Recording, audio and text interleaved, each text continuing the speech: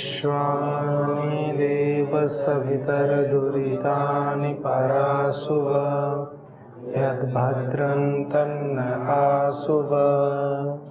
ॐ शान्ति शान्ति शान्तिः। ॐ सर्वेभ्यो नमः। ॐ श्री गुरुभ्यो नमः। ॐ श्री परमात्मने नमः। ओम। वैदिक संस्कृति के इस अंक में आप सभी का स्वागत है। हम वैदिक संस्कृति के अंतर्गत केनोपनिषद का अध्ययन कर रहे हैं। केनोपनिषद में तृतीय खंड में ब्रह्म की जिज्ञासा से संबंधित जो प्रश्नों का एक क्रम चल रहा है, उसी क्रम को आगे बढ़ा रहे हैं। इसमें एक विषय लिया कि किस प्रकार से ब्रह्म को जाने। ऐसे होता है कि जब हम कोई कार्य करते हैं तो सभी लोग उसका क्रेडिट लेना चाहते हैं। एक बड़ा विषय है क्रेडिट लेना।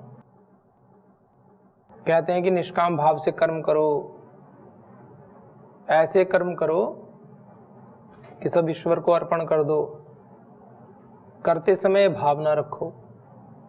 लेकिन जब कार्य पूर्ण हो जाता है और लाभ लेने की बात आती है तो भी बड़ा माने राड़ की असली जड़ वही है। जिसने मेहनत की होती है, पुरुषार्थ क्या होता है, वो व्यक्ति, और उसको ना मिले क्रेडिट, उसका कोई नाम भी ना ले। श्रेय लेने की होड़, अच्छे शब्दों में बोले तो क्या होता है, श्रेय लेने की। किसको श्रेय दिया जाएगा कार्य का? जिसने इस पर विजय पाली, इस बिंदु पर आकर के भी जो शांत हो गया, समझो पार निकल गया, जो पचा गया इस बात को कि श्रेय किसी को भी मिले, मैंने तो अपना कार्य अपने प्रभु के लिए अपने गुरु आज्ञा में रह करके किया है, बस मुझे क्रेडिट नहीं चाहिए। तो ऐसे ही उस पर ब्रह्म परमात्मा ने इतनी बड़ी रचना की, पूरा संसार रचा, और जब रच दिया तो जो देव लोग थे, देवता, इंद्र आदि, अग्नि आदि, वरुण, इनको लगा कि ये तो हमारे करने से ही है। कैसे लगा, उस विषय में बातचीत आ रही है। कह रहे हैं ब्रह्म देवेभ्यो विजिज्ञे तस्य ब्रह्मणो विजय देवा अमहीयन्त। ऐसे बोला, ब्रह्म देवेभ्यो विजिज्ञे, कि देवताओं के लिए विजय प्राप्त की। प्रसंग आएगा कि ब्रह्म ने की, परमात्मा ने देवताओं के लिए की। देवताओं के लिए माता पिता कार्य करते हैं अपने बच्चों के लिए, तो ऐसे पर ब्रह्म परमात्मा ने देवताओं के लिए विजय प्राप्त की। किस प्रकार की विजय प्राप्त की? अर्थात सब लोग लोकांतरों को रचा, उनकी रचना की अच्छे से। ऐसे तस्य है ब्रह्मणो विजय, उस ब्रह्म की विजय में देवा अमहीयन्त, देवताओं ने बड़ा गौरव मिला। देवता बड़े खुश हुए। जैसे किसी के परिवार में कोई प्रधानमंत्री बन जाए तो उसके बच्चे भी असली प्रधानमंत्री हो जाते हैं, या कोई मेयर बन जाए, एमएलए एमपी बन जाए। पिताजी बने एमपी और बेटा बन जाता है पीएम, उल्टा। जिसके पिताजी एमपी हो तो उसका बेटा क्या होता है, पीएम से कम नहीं समझता मैं। डर, जो भय होता है ना, एमपी का बेटा है, एमपी का बाप है, ऐसे कहा शब्दों में। एक पिता पुत्र दोनों इलेक्शन लड़ रहे थे, दोनों में लड़ाई हो गई। पिताजी ने कहा बेटे से मैं आपको हराऊंगा, बेटे ने कहा पिताजी से मैं आपको हराऊंगा, इसी सीट से लड़ूंगा। दोनों ने इलेक्शन लड़ा, पिताजी ने भी बहुत जोर लगाए और बेटे ने भी बहुत जोर लगाए, और अंत में पिताजी हार गए, बेटा जीत गया। न्यूज चैनल वाले आए कि जी ये तो बहुत बुरा हुआ, आप तो इतने अच्छे से लड़ रहे थे और देखो आपके लड़के ने हरा दिया। कहे जीत जाता तो मैं एमपी बनता, अब एमपी का बाप हूं, मुझे क्या दिक्कत है। तो परमात्मा ने इतना सब कुछ रचा, देवताओं को बहुत गौरव दिया, तो वो इतने गौरवान्वित हो गए कि वो अपने को ही समझने लगे कि बस ये सब हमारे करने से ही हुआ है। ये इतना ऐश्वर्य, इस सृष्टि में जितने भी पदार्थ हैं, ये सब हमारे ही पुरुषार्थ से हुआ है, ऐसा समझने लगे। ईश्वरीय कृपा को थोड़ा कम करके आंकने लगे। ऐसा एक प्रसंग बताया जा रहा है। तो कहा ता ऐक्षंत अस्माकमेव अयम विजय, ता ऐक्षंत, ता ते है ये उन्होंने। फिर व्याकरण पढ़ने वालों को पता रहता है थोड़ा थोड़ा सा, आप लोगों को कुछ को पता होगा। फिर एचो यह सूत्र लग जाता है, फिर उसमें लोप शाकल्य से लग जाता है, तो फिर लोप हो जाता है। तो ते था, ते का ता रह गया, क्योंकि इसके आगे अश प्रत्याहार परे है, ऐ अश में आता है। तो त ऐक्षंतः, उन्होंने ईक्षण किया, उन्होंने देखा, देवताओं ने, त ऐक्षंतः अस्माकमेव अयम विजय, ये विजय तो हमारी है। जो ब्रह्म ने इतना सब कुछ कार्य किया, रचना की सबकी, उन्होंने कहा ये जो सब कुछ रचा, ये जो विजय हुई। कभी कभी सीरियल्स में दिखाते हैं कि असुरों ने देवताओं पर आक्रमण कर दिया तो ब्रह्मा जी प्रकट हो गए और उन्होंने वरदान दिया, कुछ जैसे तैसे करके उनकी जीत करवा दी। तो फिर जीतने के बाद भी सोचे तो हमने जिताया है, हमारे पुरुषार्थ, हमारे पराक्रम से हम जीते। कुछ कुछ ऐसा ही प्रसंग बताना चाह रहे हैं। मतलब अंततः ब्रह्म की जो महिमा है ना, उसके विषय में बताएंगे। प्रसंग में ये आएगा कि अगर किसी को घमंड हो जाए कि ये हमारे करने से हुआ है, तो उसका घमंड कैसे टूटता है वो बताया जाएगा। एक व्यक्ति है, वो प्रतिदिन 200 सूत्र याद कर लेता है अष्टाध्यायी के, उसके साथ ही कर पाते हैं मात्र 50 सूत्र, 100 सूत्र ज्यादा से ज्यादा। तो सहज गौरव का भाव तो रहता ही है, पर कहीं ना कहीं अंतर मन में, अगर अज्ञान की अवस्था है तो उसके मन में कहीं ना कहीं ऐसा भाव आ जाएगा कि आई एम द बेस्ट। रहना चाहिए, मना नहीं कर रहा हूं, ये भाव तो हर एक के अंदर ठोक ठोक के भरा होना चाहिए। मनुष्य बन गए तो समझो कि हम बेस्ट हैं, बस दूसरे को भी बेस्ट समझो, ये अच्छी बात है। दूसरे को अपने से हीन मत समझो। तो वही सब भावना आ गई उनके अंदर कि हमने क्या ये सब। तो जब ये बात आ गई तो फिर कैसे करेंगे। वो 200 सूत्र करने वाला व्यक्ति अपने को ऐसा समझने लगी थी ज्ञानवशात कि देखो मैं तो कितना अच्छा हूं और मैं तो इतने याद करता हूं प्रतिदिन, और एक दिन उसके सामने आ जाए 1000 सूत्र याद करने वाला छात्र, जो एक दिन में 1000 सूत्र याद करता है। हमारे यहाँ है ब्रह्मचारी ऐसे जिन्होंने एक एक दिन में 1000 सूत्र याद किए। मतलब कैपेसिटी कितनी है मनुष्य की, एक दिन में यदि वो चाहे तो कितना कर सकता है, जबरदस्त। ऐसे भी होता है। तो मैं बात ये बताना चाह रहा हूं कि हमारी जो सामर्थ्य होती है ना, वो तो बहुत होती है। सुबह में याद होता है, दोपहर को याद नहीं होता है, शाम को याद नहीं होता है, सड़े सड़े बहाने बनाते रहते हैं। माफ करना, पर बहाने तो ऐसे ही हैं। IIT का पेपर हो, CPMT का पेपर हो, जो एंट्रेंस देते हैं, AIEEE का हो, कोई भी UPSC का पेपर हो, जो भी रेप्यूटेड जॉब्स जिसको मानते हैं उनके पेपर हो, एग्जाम्स हो, वो जून के महीने में दोपहर में रख देना 12 बजे से 3 बजे के बीच में, तो भी छात्र 100% एकाग्रता के साथ पेपर देंगे। एक भी ऐसा उदाहरण नहीं होगा कि ये पेपर देता देता सो गया, गर्मी के कारण इसको नींद आ गई, या जून के महीने में दोपहर में पेपर था, ये लंच करके गया था इसलिए इसको नींद आ गई। आज तक पूरी दुनिया में कोई उदाहरण ऐसा नहीं मिला कि कोई छात्र पेपर देता देता ऐसे कॉम्पिटिटिव एग्जाम्स में एक लेवल की, वो पेपर दे रहा था, उसको मौसम की खराबी होने के कारण उसको नींद आ गई। ऐसे गढ़ लिए। इतना तो अंतर पड़ सकता है कि ठीक है, हल्की तंद्रा जैसी स्थिति हो सकती है, सामान्य स्थिति में कह रहा हूं, लेकिन जब हम सतत जागरूक रहते हैं तो प्रश्न नहीं उठता। हारी तंद्रा की स्थिति हो, घूम कर याद कर लो, चलते फिरते कर लो, पढ़कर कर लो। माने हमने अपने प्रमाद को पोषित करने के लिए प्रकृति को भी नहीं छोड़ा। मतलब प्रकृति पर दोष डाल दिया कि देखो जून का महीना है, दोपहर हो रही है, इसलिए नींद आ रही है। और कुछ सज्जन ऐसे भी, वो भी कहते हैं हाँ गर्मी के महीने में तो नींद आती ही है, क्योंकि वो भी सोते आए, लंबा कालखंड हो गया, पीढ़ियों से चली आ रही परंपरा। गुजरात में तो ऐसा है, दोपहर को मार्केट नहीं खुलता है। आप में से जिसको जानकारी हो, गुजराती भाई माफ करना, कोई सुनना होता, पर है तो ऐसा ही, ये अपवाद है, ये मतलब अच्छी आदत नहीं है। दोपहर को कयामत आ जाए, दुकान नहीं खुलेगी, सोना है, भोजन करेंगे और 2 घंटे तो सोना ही है, फिक्स है। मतलब वो जीन्स में डाल लिए वो ऐसे गुण धर्म। मार्केट बंद पूरा, रोज 1-2 घंटे के लिए, ऐसा कार्यक्रम इतना भयंकर।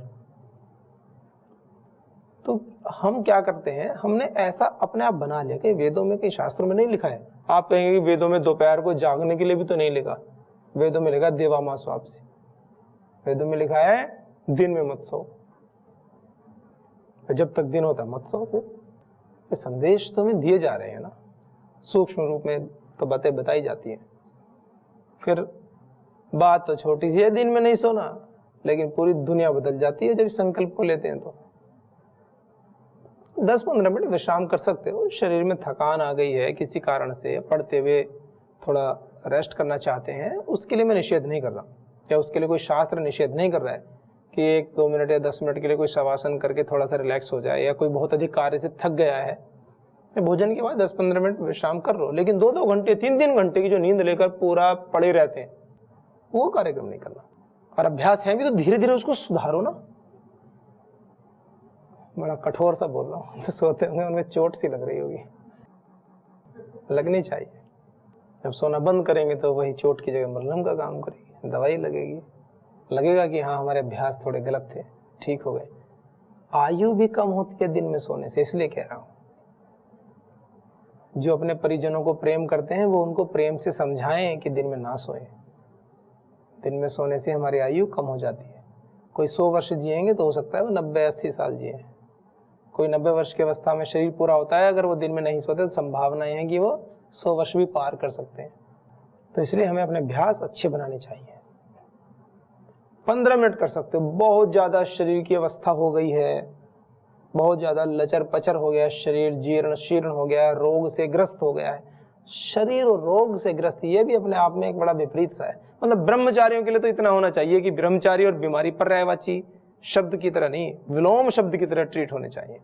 कि ब्रह्मचारी का विलोम क्या है? बीमारी। दिन का क्या है? रात। दिन है तो रात नहीं ठहर सकती है, ब्रह्मचारी है तो बीमारी नहीं ठहर सकती। ऐसे ये ब्रह्मचारी की संज्ञा गृहस्थों के लिए भी है। कभी गृहस्थ सोचे कि हम तो ब्रह्मचारी नहीं है। ब्रह्मचारी जो ब्रह्म में विचरण करता हो, ब्रह्मचारी जो विद्याभ्यासी हो, ब्रह्मचारी जो सदैव शुभ कर्मों में प्रवृत्त रहता हो। तो जो भी आवश्यक विधान है उनका पालन करते हुए आप अपने कार्यों को करते रहें, बीमार होकर के नहीं। बीमार व्यक्ति खुद बीमार, दूसरों से और सेवा ले रहा है, और मनुष्य जीवन बनाया पुण्य कर्म करने के लिए और समाज की सेवा करने के लिए, गाड़ी चला दी उल्टी। पुण्य कर्म बंद, सेवा लेनी शुरू।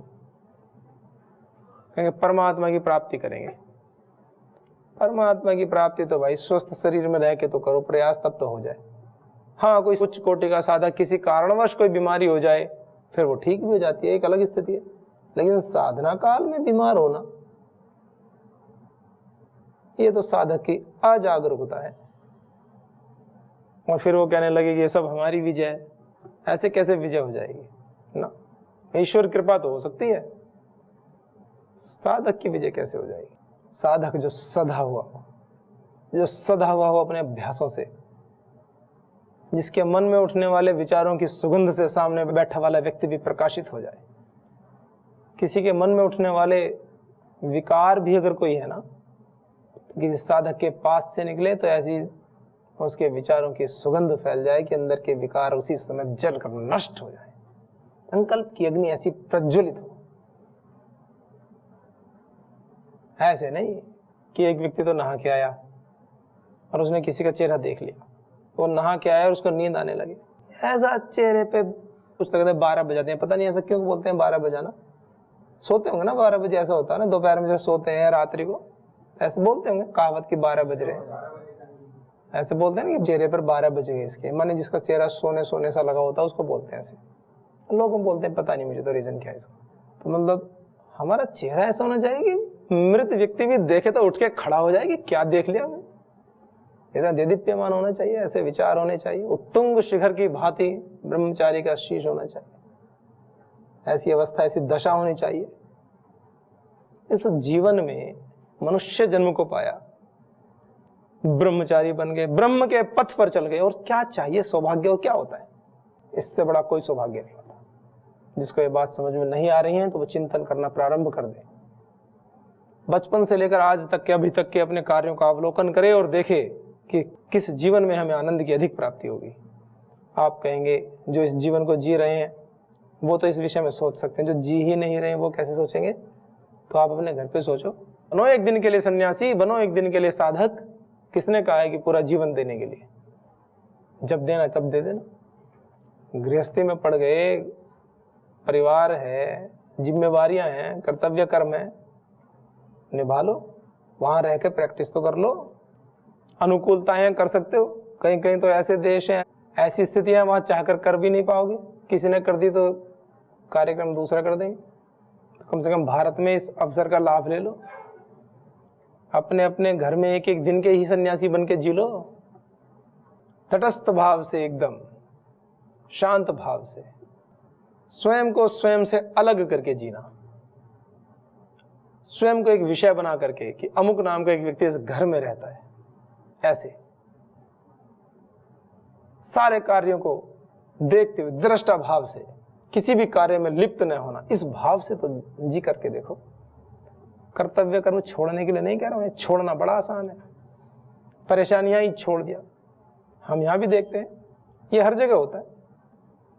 सोचेंगे 1-2 महीने, 10 महीने, 1-1 साल, 2-2 साल व्यक्ति सोचता रहता है ये करेंगे, ये करेंगे, करेंगे। आखिरकार जैसे तैसे गिर पड़ के वो कार्य करना शुरू कर देता है। और कार्य करना शुरू किया, जैसी परेशानियां आई छोड़ दो। पढ़ाई कर रहे हैं, दर्शन भारी लगा, छोड़ दो। सेवा भारी लगी, छोड़ दो, घर जा रहे हैं। अष्टाध्यायी पढ़ रहे हैं, छोड़ दो, भारी लग रही। अरे मनुष्य बन गए, इससे बड़ा वजनदार और कोई काम नहीं है। इसके अलावा और कोई भारी काम नहीं। जो भारी काम था वो तो परमात्मा ने कर दिया, मनुष्य बना दिया आपको। अब इस दुनिया में इससे भारी काम करने के लिए आपके पास कुछ नहीं है। मनुष्य बना दिया, इससे बड़ा, इससे भारी, इससे वजनदार काम इस पूरी सृष्टि में कोई नहीं है। बस अब इसके अंतिम लक्ष्य को पालो। ऐसे कहते हैं, जब कोई कार्य प्रारंभ करते हैं तो खूब सोच विचार कर लो। अब आप कहोगे कि सारे तो विचार कैसे कर पाएंगे, क्योंकि कुछ ऐसे भी बातें होती हैं, कार्य करते करते हमें कुछ चीजें सीखने को मिलती हैं, कुछ नए नए चैलेंजेस आते हैं। अब वो तो पहले से नहीं पता होंगे आपको, तो इतना तो स्वीकार करके चलना ही पड़ता है। कोई भी कार्य करें तो कुछ ना कुछ चैलेंजेस तो आएंगे ही आएंगे। नियति, यहाँ रहो यहाँ के अलग चैलेंज है, घर पे रहेंगे घर के अलग चैलेंज होंगे, कहीं कार्य करेंगे वर्क प्लेस में अलग चैलेंज होंगे। चुनौतियां तो आती ही हैं, लेकिन मूल विषय को एक बार पकड़ करके चिंतन कर लो और फिर जिसको पकड़ लो। कभी कुछ होते हैं ट्राई करते हैं कि चलो 10 दिन देख लें, 5 दिन, 7 दिन देख लें, उसमें कोई हानि नहीं है, देख लो। हो जाए 6 महीने, हो जाए 1 साल, हो जाए 2 साल, करते करते फिर कहने ये नहीं है। अरे पकड़ लो उसको, फिर पूरा कर दो। सामर्थ्य झोंक दो ना अपनी, फल की चिंता करो मत ना। आप अपनी सामर्थ्य को पूरा झोंक दो, खुद को बचा के मत रखो। बस ये जीवन का फलसफा है। फिर ईश्वरीय कृपा होगी ना। मनुष्य खुद को बचा के रखता है, 100% नहीं लगाता। कोई कार्य भी करेंगे तो कार्य ऐसे भाव से करेंगे। देखो, भौतिक धरातल पर 2 प्रकार से होती है स्थिति। मन में तो ऐसा भाव रखना गुरुजनों के निर्देश पर, ईश्वर के लिए, ईश्वर राज्य में हम कार्य कर रहे हैं। आंतरिक आध्यात्मिक साधक की बात आप भी कर सकते हैं। सभी राष्ट्रवाद और अध्यात्मवाद तो एक ही है ना। तो जब आप इस भाव से कार्य को करते हैं, आंतरिक स्थिति तो ऐसी हो कि तेरा तुझको अर्पण। लेकिन व्यवहारिक स्थिति कैसी होनी चाहिए? व्यवहारिक स्थिति में स्वामित्व का भाव होना चाहिए, ओनरशिप का भाव होना चाहिए, तब कार्य कर पाओगे ठीक से। नहीं तो पता चले कि कार्य हो, अच्छा हो चाहे बुरा हो, तेरा तुझको अर्पण। शिथिलता का नाम साधना नहीं है। पूर्ण सजगता के साथ, न भूतो न भविष्यति, ऐसा कार्य है कि आपने कोई कार्य किया हो तो इतना कॉन्फिडेंस हो कि अब इससे अच्छा कोई कर ही नहीं सकता। वो कार्य तब कर पाओगे जब स्वामित्व वाला भाव, यानी अपना कार्य है, मेरा अपना, मेरा खुद का, ऐसा वाला भाव भी डालें उसमें। और मन में कैसा भाव रखें? गुरुवाज्य का ईश्वरीय कार्य कर रहे हैं, ये भाव उसमें और मिठास भर देगा, कार्य में प्रीति बढ़ा देगा आपके। कार्य करने में थकान को दूर कर देगा। ऐसे माँ अपने बच्चे का सारा काम करती रहती है, कभी बच्चा कुछ कहे तो माँ यूं थोड़ी कहती है आज तो सुबह से तेरा ही काम कर रही हूँ, मैं थक गई, मैं नहीं करती, उठकर फिर कर देंगे। सोती भी नहीं है कभी कभी, तो कितना तब करती है। प्रेम है ना, और स्वामित्व का भाव है, उसको पता है मुझे करना है बस। जैसे एक छोटी बेटी 10-12 साल की होगी, वो पहाड़ों पर जा रही थी, और पहाड़ों पर चढ़ाई तगड़ी थी, पीठ पर चढ़ा लेते हैं, छोटा भाई था तो उसको पीठ पे उसने चढ़ाया हुआ था, लेके जा रही थी। उसी पथ पर, उसी पगडंडी पर जहां से वो बहन जा रही थी ऊपर चढ़ती हुई छोटी बेटी, उसी पर एक 50-55 साल के तो व्यक्ति अच्छे होते हैं, ब्रह्मचारी होते हैं, तो वो जा रहे थे। तो वो जब चढ़ रहे थे तो उनके पास 5 किलो का एक थैला था, छोटा सा, 4-5 किलो वजन होगा। और वो जो बच्चे जिसको लेके जा रही थी वो 20-25 किलो का कम से कम बच्चा था, तो बैठाकर कमर पे लेके जा रही थी अपने भाई को। तो वो चलते चलते चलते गए, वो थक गए, तो थक गए, वो बैठ गए थक कर। फिर उन्होंने देखा कि ये बच्ची चली आ रही है, चली आ रही है। उन्होंने उसको रोका, उन्होंने कहा बेटे आपको वजन महसूस नहीं हो रहा है? उसने किसका? उसने मैं तो ये 3-4 किलो का थैला लेके चल रहा हूं, मुझे तो बड़ा वजन हो रहा है। क्या आपको वजन नहीं महसूस हो रहा है? उसने कहा मेरे पास तो वजन है ही नहीं। तो उसने कहा ये आपने इसको नहीं बैठा रखा? कहा ये तो मेरा भाई है, ये तो मेरा भाई है, वजन तो मैंने कुछ दिया ही नहीं। मतलब क्या है? मतलब ये है कि अगर एक व्यक्ति 60 किलो का चल रहा है और एक व्यक्ति 90 किलो का चल रहा है, तो 60 किलो वाला भाई उसको ये बोले कि भाई ये 30 किलो का वजन लेके चल रहा है, वो कहेगा 30 किलो का वजन कहाँ है, मेरे पास तो वजन है ही नहीं। वो क्या बोलेगा? कभी 90 किलो कोई व्यक्ति ऐसा बोलता है चलते हुए कि हाँ मैं 30 किलो वजन लेके चल रहा हूँ, और 1 किलो वजन दे दो तो क्या बोलेगा? 1 किलो वजन मेरे पास है। लेकिन 50, 55, 60 तो होना चाहिए बॉडी मास इंडेक्स के अनुसार। लेकिन जो 25-30 किलो एक्स्ट्रा ले रखा है उसको कभी बोलता है वो उसका अंग बन जाता है। बढ़ाना मत वजन, एक उदाहरण दे रहा हूं।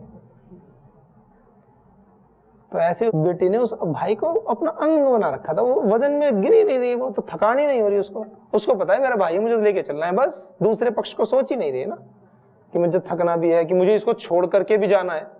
तो प्रश्न ही नहीं ना कि मुझे जाना है तो भाई के साथ जाना है, बस इतनी सी बात है। और वजन तो मेरे पास है ही नहीं कोई, वो तो मेरा भाई है। ऐसे संकल्प हमारे जितने प्रबल होंगे ना, बात ये कहना चाह रहा हूं, जिस काम में आत्मीयता होगी, जिसमें हम पूरे जुड़ जाएंगे ना, वो कार्य तो हमेशा होने लगते हैं। प्रारंभिक अवस्था में कठिनाई किसको नहीं आती, ये बताओ। कौन ऐसा व्यक्ति है जो यूं कह दे कि हमें प्रारंभिक अवस्था में कठिनाई नहीं आती? ये बताए तो एक मिल जाए। मोटरसाइकिल भी चलाते हो, गाड़ी भी चलाते हो, तो पहले गियर में तेल भी ज्यादा लगता है, स्पीड भी कम होती है, लेकिन वजनदार और दमदार कार्यक्रम होता है। तो कठिनाई आ रही है तो समझ लो स्टैमिना बढ़ रहा है। जहां गाड़ी रुकने वाली होती है तो वहां क्या करता है, चढ़ाई आने पर क्या करता है चालक, जो चौथे गियर में चलाने वाला, तुरंत तीसरे, दूसरे, पहले गियर में डाल देता है गाड़ी को। उसको पता है कि भाई कठिनाई से निकालने की कंडीशन तो यहीं से है। तो दमदार तो बनी रहे हो। जब जब कठिनाइयां आती हैं तो समझ लो स्टैमिना बढ़ रहा है। जब जब मन में उलझने आती हैं, संशय उत्पन्न हो जाते हैं, उनको दूर करो, पर उसमें जीना नहीं है। कुछ काल तक तो वो अच्छा है, लेकिन हमेशा ही गाड़ी को पहले गियर में चलाते रहो, आ गया फ्लैट जगह और फिर भी पहले गियर में डाल रखिए तो इंजन भी खराब हो जाएगा। ये ध्यान रखो। कभी कभी उसका उपयोग किया जाता है, कभी कभी उपयोगिता है, लेकिन कभी कभी। परेशानी से घबराना नहीं है, और जिसकी जितनी पात्रता उसको उतना मिलता ही है। ये विधान है सृष्टि का, किसी व्यक्ति का नहीं। आपकी योग्यता का आकलन कभी कम ज्यादा हो सकता है, नो डाउट हो सकता है, मनुष्य है, वो नहीं करता, वो तो सबको बराबर देता ही है ना। कभी हल्का फुल्का आगे पीछे हो भी जाए तो भी मैनेज हो जाती है इन चीजें। जितना हम कार्य कर रहे हैं उसके ऊपर गौरव का भाव रखें और ईश्वर संबंधी जितने भी कार्य हैं ईश्वरीय कृपा को अनुभव करते हुए हम करें। मनुष्य जीवन मिलना भी ईश्वरीय कृपा का अंग है। भगवान की कृपा के बिना मनुष्य जीवन नहीं मिल सकता। तो इसमें कुछ कुछ ऐसे बता रहे हो कि उन्होंने देवताओं ने क्या किया, अस्माकम एव अयम विजय, अस्माकम एव अयम महिमा इति। ये सब महिमा, ये सब गौरव ऐश्वर्य सब हमारे से ही है, भगवान जी का नहीं है। ऐसे करने के बाद ऐसे उनके मन में विचार आने लगे। तो देखते हैं आगे उन विचारों का क्या समाधान निकलता है। संकल्प ले लें, बहुत लंबे ना ले सकते ना, जीवन को संकल्पों से सींच लो। संकल्प रूपी जल का छिड़काव करते रहो अपने जीवन में। एक दिन का संकल्प कि आज हमें बीमार नहीं पड़ना, बस इतना, और उसको कैरी करो पूरे दिन। और रोज बस आज का ले लो, जीवन तो ऐसे कट जाता है। एक दिन जागरूक होके जियो, इतना तो किया जा सकता है ना। कठिन है पर संकल्प करने वालों को तो करना ही चाहिए। तो इसलिए इन चीजों का ध्यान रखें, संकल्पवान बने, अच्छे अच्छे शुभ संकल्पों में जिए। जब हम छोटे छोटे संकल्प को जीते हैं, पूरा करते हैं, तो आत्मबल बढ़ता है और उस ईश्वर को बिना संकल्प के हम प्राप्त नहीं कर सकते। तो छोटे छोटे संकल्पों को मिला करके अपने बड़े संकल्प को हमें पाना है। तो सभी उस दिशा में कार्य करें और अपने अंतिम लक्ष्य को पाएं।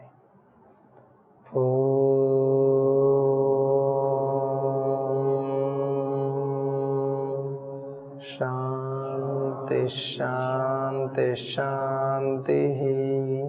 ओम सर्वेभ्यो नमः। ओम श्री गुरुभ्यो नमः। ओम श्री परम ऋषिभ्यो नमः।